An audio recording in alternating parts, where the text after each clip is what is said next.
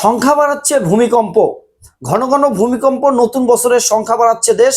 সর্বশেষ গতকাল 27শে ফেব্রুয়ারি দুপুর 1:52 29 অনুভূত হয় একটি মাঝারি মাত্রার ভূমিকম্প।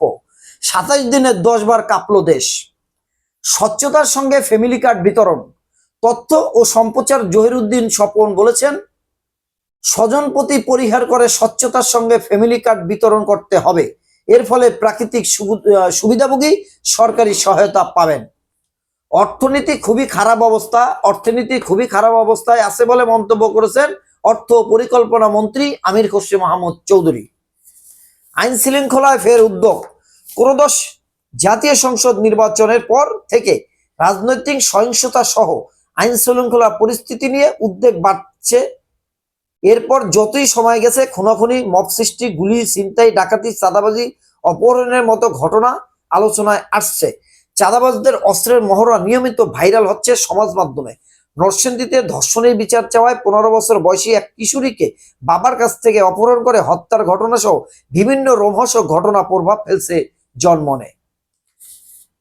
সরকার বড় বড় সিদ্ধান্ত ক্যাবিনেট নয়, বরং ক্যাবিনেটের বাইরে নেওয়া হতো বলে জানিয়েছেন অন্তর্বর্তী সরকারের সাবেক উপদেষ্টা ব্রিগেডিয়ার এম সাখাওয়াত হোসেন। তিনি বলেন, যারা ভিন্ন মত পোষণ করতেন তাদের মতামত সাধারণত ছোটখাটো বিষয়ে সীমাবদ্ধ থাকতো। জুমার নামাজ শেষে শিশুদের সঙ্গে প্রধানমন্ত্রী তারেক রহমান। পুলিশ হত্যার বিষয়টি দ্রুত তদন্ত করা হবে। বিএনপির মহাসচিব ও স্থানীয় সরকার পল্লী উন্নয়ন ও সমবায় মন্ত্রী মির্জা ফখরুল ইসলাম আলমগীর বলেছেন, আমাদের হক কেড়ে নেওয়া হয়েছে। জামাতে ইসলামের আমির ডক্টর শফিকুর রহমান বলেছেন, নির্বাচনে আমাদের প্রত্যাশার প্রতিফলন হয়নি। এই নির্বাচনের মাধ্যমে আমাদের হক কেড়ে নেওয়া হয়েছে, এটি আমাদের কাছে পরিষ্কার।